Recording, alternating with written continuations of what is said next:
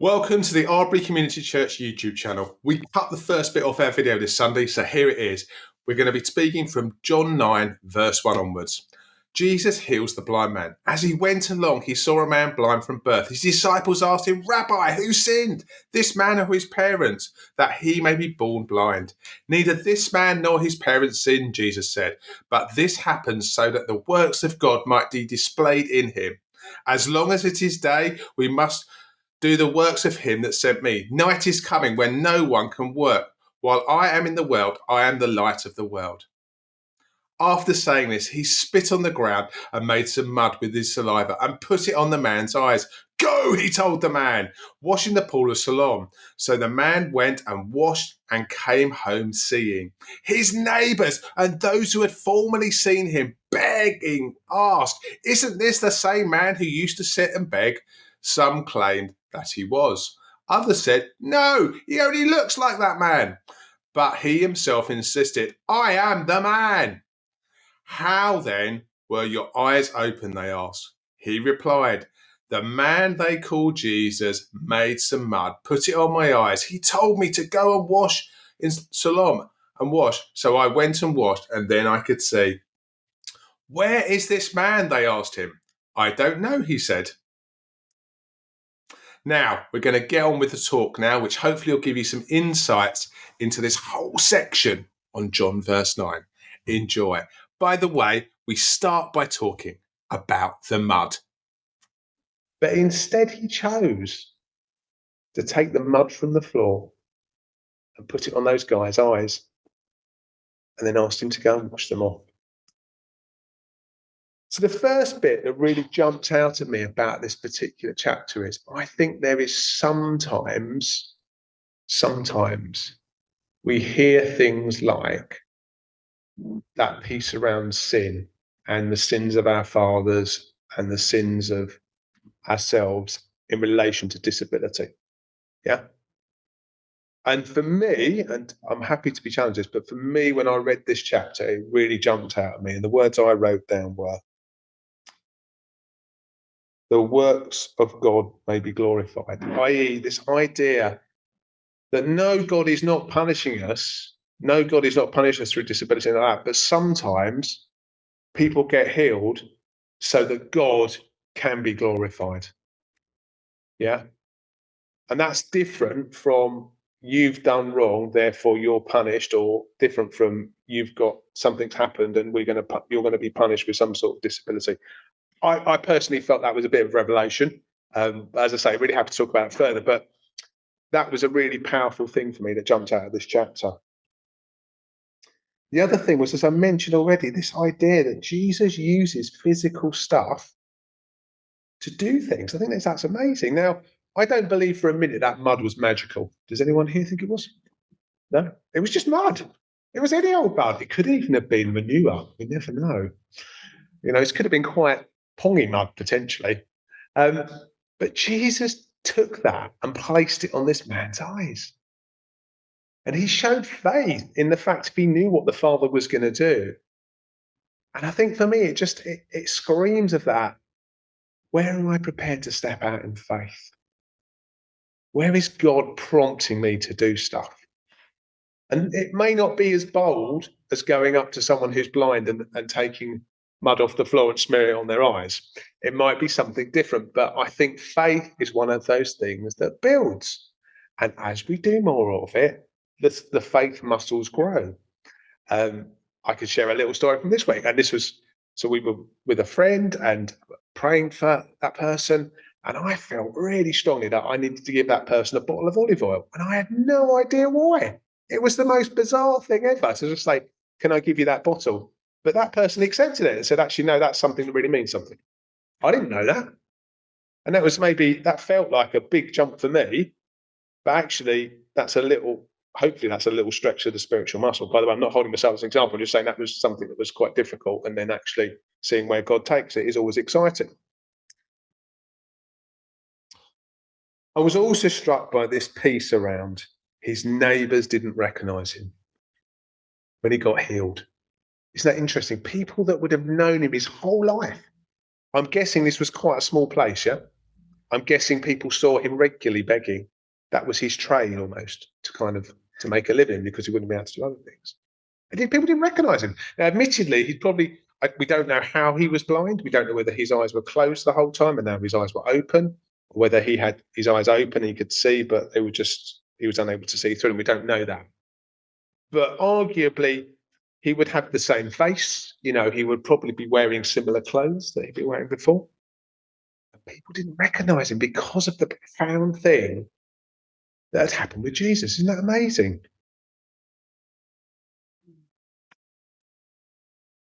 And then the response was that people wanted to find out a bit more about what Jesus was doing. And for me, that just really struck with this idea as we step out in faith and do things.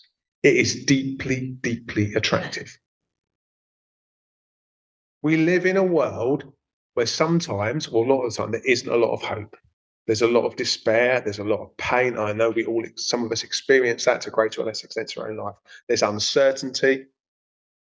And yet, in all that, Jesus is attractive, offers hope, healing, change, miracles, the law. And do you know what?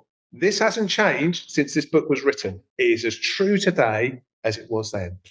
And I just think that's really exciting. I'm just going to read the next bit, which is a slightly long portion, which is the bit about where the Pharisees investigate the healing. So we're going to go from verse 13 through to verse 34. They brought the Pharisees to the man who had been blind. Now, the day on which Jesus had made the mud and opened the man's eyes was the Sabbath. Therefore, the Pharisees also asked him how he had received his sight. He put mud on my eyes, the man replied, and I washed, and now I see. Some of the Pharisees said, this man is not from God, for he does not keep the Sabbath. But others asked, how can a sinner perform such signs? They say we're divided. So they were divided.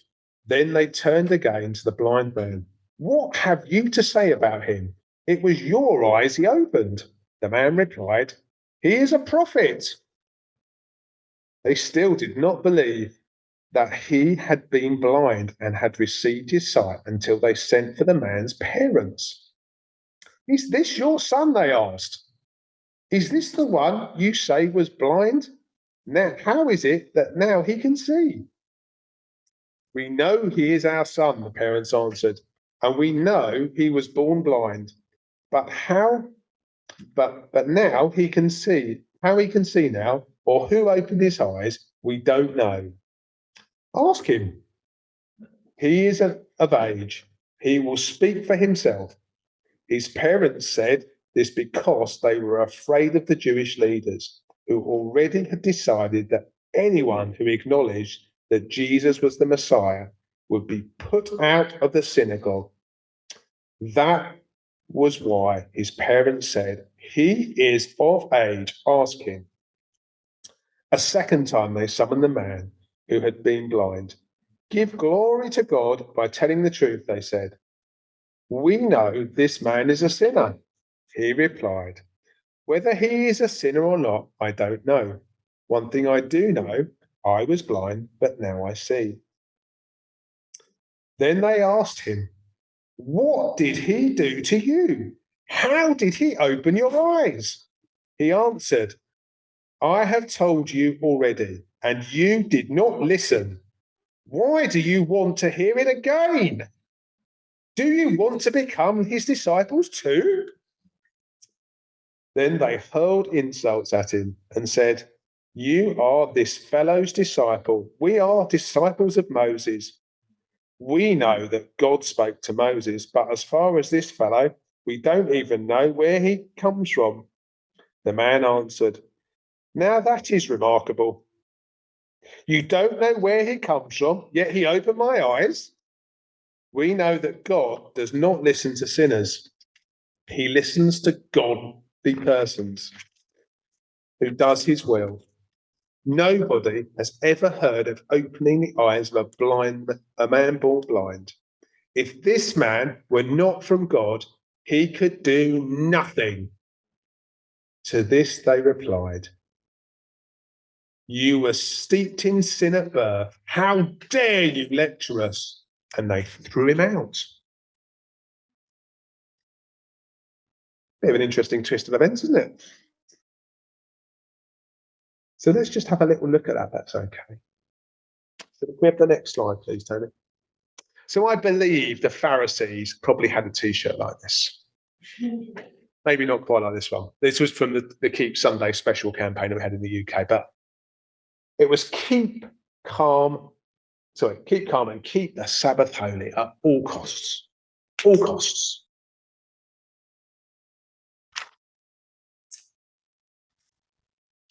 And it really struck me that they were so concerned with what that meant. And by the way, for those of you that don't know, there was a whole load of law that had been produced by the Pharisees around keeping the Sabbath holy. And it went to all sorts of extremes. I mean, just to give you some examples, in more recent times, the answer phone was developed and invented by a Jewish person. So you don't have to answer the phone on Sunday. There are many other examples, but that's one of them, yeah? Yes, God wanted us to rest on a day. But I don't believe he mentioned that you shouldn't be kind, be gracious to our fellow human beings on the Sabbath. Yeah. Not working is kind of slightly different, I think, from actually being kind and gracious and actually healing someone. So that's an interesting first point. And they took away this idea that because he'd broken these laws that they'd actually built on, that he was somehow a sinner and could not be engaged with, was disregarded. Has anyone ever felt like that? You make one little error and suddenly your whole life is put on the scrap heap. We see it actually in our society quite a lot, don't we? There are people that we maybe have looked up to and they make a mistake. And that's not to say the mistakes aren't mistakes, yeah? There are big mistakes out there. That doesn't take away necessarily from the validity of the stuff that's gone before. I always think of King David. He made a bit of a mistake, didn't he? Yeah. Quite a huge mistake, I'd say. I mean, he had a man killed because of his desires of the loins, one would say. And that's big stuff. Yeah. And I was really struck by that whole thing as well, you know. Actually, Jesus talks about this, doesn't he? He talks about taking the rod out of your own eye before you take the speck out of someone else's. What does that look like? And I think this all came back to this idea. We've got the next slide, please, Tony. Very topical. Does anyone know this football game? Who knows this football game? What was this football game? Yeah, what game was it, though? I think it was the World Cup final, I think. Zinedine Zidane's last game for France. He headbutted someone because they apparently were rude about his mum. But the point being, this was the plan from the Pharisees from the off. They wanted to red card Jesus in the same way they red carded this guy that came to testify. They wanted him out. They wanted him out. They wanted him gone. That because he's an inconvenience? No, because he's the most dangerous man that's ever walked this earth. He was about to turn their world upside down. In fact, he'd already done it. I think there's a bit of that. So the Pharisees wanted to make sure that they got it right, though, or got a feel. So they went to ask, maybe the next slide, please. They went to ask this man. These are my parents, by the way. These are my parents, but I didn't have pictures of the guy's parents. They didn't have a Facebook account, so I just took mine. That's okay. But they asked his parents. No, they said to his parents, you know, is this the man who was blind or not? And that they obviously they told. But the parents were aware. They were wise, weren't they? They said they knew that they wanted to. They were looking to kind of throw him out and to push him out. They didn't want to be part of that, but they were kind of wise what they were saying. But what I thought was really impactful for me was this idea that the parents said he is of age. He can answer for himself. If this is what happened to him, he can answer. And that is about testimony, yeah? That is about testimony. Because Some of us have grown up in Christian families. I know Martha was sort of sharing earlier, and I have grown up, and I know some of us, and some of us haven't. But in that, there's something about when we're really little, we grow up under our parents' umbrella, yeah. And as parents, we want to put our wonderful children under our umbrella, but at some point, they need to hold their own umbrella or stand up, and they need to say, "I love this God, and I want to follow Him," or maybe I'm not sure, or maybe I want something different. But they have to choose. And I know there's people here that have been baptized. They've got Anna's baptism and others, you know. And of course, you baptized. It's Anna. You baptized Lydia, weren't you? The same. I remember. Sorry, Anna. So, but people have stood up and said, actually, this is mine. This is my baptism. And I think there's a bit of that going on here. You say no. And he even pushes it to a point and says, if you're really interested in this Jesus guy, do you want to become his disciple? Because what else would you want to know? Isn't it? What an amazing approach. And I love that bit. It says that the man answered, I've written it down here.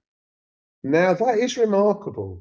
You don't know where he come from, yet he opened my eyes. We know that God does not listen to sinners. He listens to godly persons who does his will.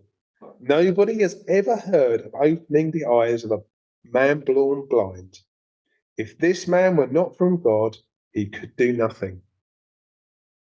And here we have the beautiful pivot.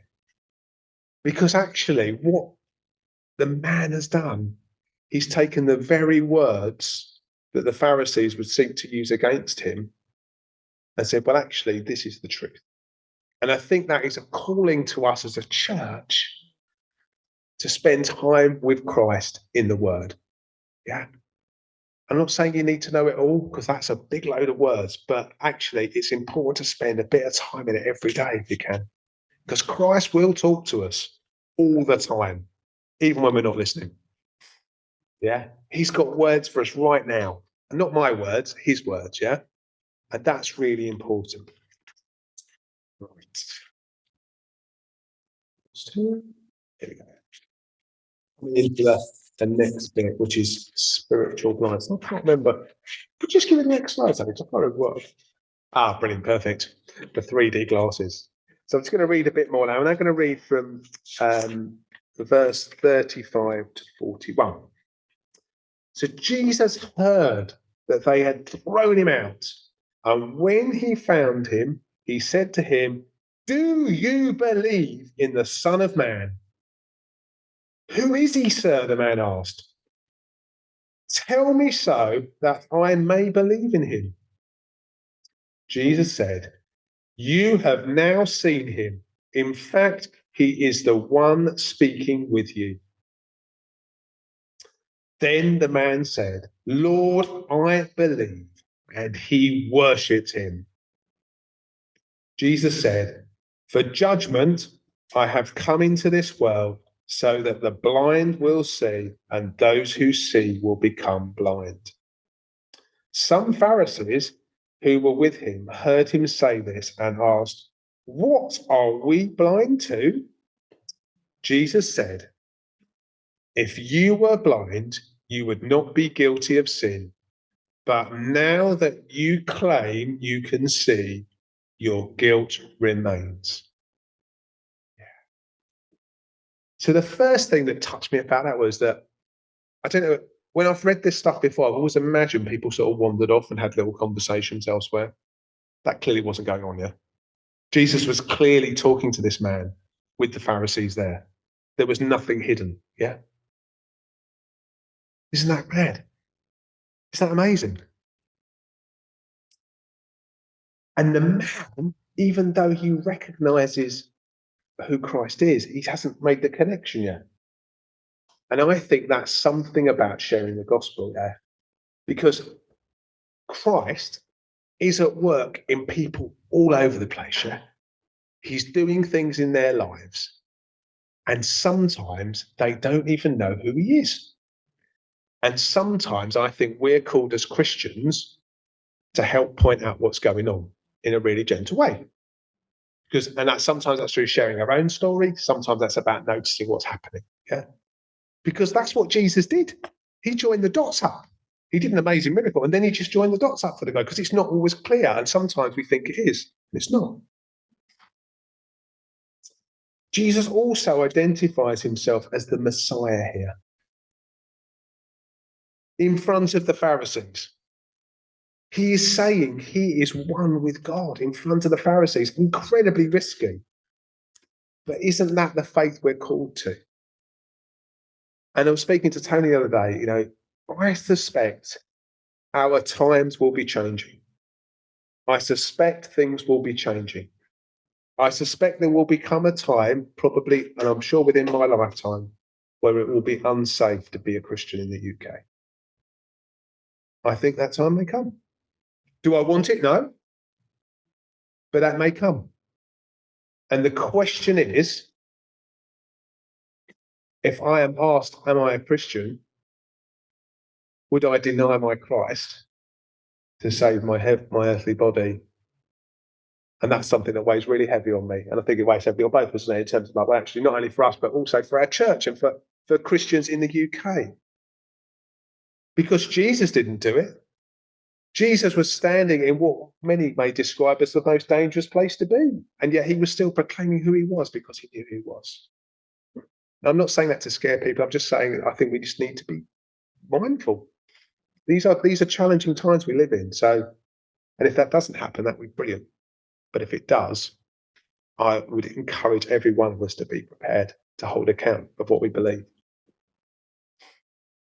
I also loved about this the fact the guy worshipped him. And he worshipped him straight away, not next week, not later, but right then. And I think that's what Christ often calls us to worship him in the moment, to pray for people in the moment, to be in the moment. Because there is no better time than the moment, quite often, in terms of how things happen.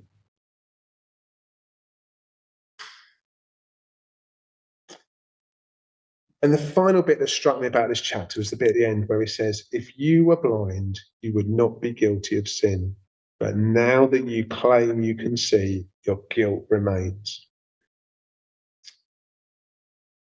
And although Jesus is talking to the Pharisees here, I also think this is a word of warning for us. And why it's a word of warning for us is because we can do things that make us blind to Christ sometimes. I don't know if everyone remembers Roger Foster and his famous book, Money, Sex and Power, all the things that get in the way. And there's many other things, yeah. But these things can all get in the way. Yeah, they can all get in the way. And they're there, and I think we just need to be aware of them. And there's lots of things we can do. We can be accountable to people. We can pray about stuff. I'd always encourage people to have conversations, because things in darkness are always trickier to handle than things in light, I would argue. You're not alone. We are a body of Christ. We can do stuff to work things through, but be aware. As saints and people that know Jesus, we are still vulnerable to the things of this world. That is not going to go away. We need to be careful and guard our hearts. Because Jesus warns us, he is the only way to the Father. So we need to be conscious of that. And the big thing I want to take away from this chapter is that this all started with Jesus healing someone or giving someone something they needed. Yeah. And I think we can all do that. We may not heal the blind, but we can all do something for someone that as Christ prompts us to. Yeah. And I just want to encourage you as you go out from this place this week to be a little bit more aware and just be asking that question. What's that one little thing that I could do? Because speaking about spiritual muscles again, try something small, then try something slightly bigger and grow in confidence. Because you don't have to dive in at the deep end. I mean, you might feel led to do that, and I'd encourage you if that in a responsible way. But I think a good way to do it is to keep trying and listening to what God's up to. Yeah. So that's been a lot of words from me. So we've got about 5 minutes before I think the kids come in. So why don't we just spend a little bit of time on our tables, maybe just reflecting? And I just want you to think about Well, the stuff talks about, and maybe what you've heard this morning. What's the one thing that sort of stood out for you? You'd like to go and do something with. What would you like to do differently tomorrow, later today, or do more of because of what you heard today? And if you want to talk about what you won't be doing, that's fine too, because actually it's good that we support each other because everything, I'm only a person. So there's some things I've said that have been helpful and some that haven't. So we need to weigh that and make sure that we're always looking at things in that way. Is that okay? We'll have some teas and coffees. And our meeting will continue. Bless you. So that was my talk about the man who Jesus allowed to see again and healed him. If you'd like to know more about Christianity, or maybe you've got some questions, we are a Cambridge-based church who would love to see you. So please feel free to come down and see us any Sunday. We meet from 10:30 a.m. at Arbury Community Centre. Have a wonderful day. God bless, Nathan.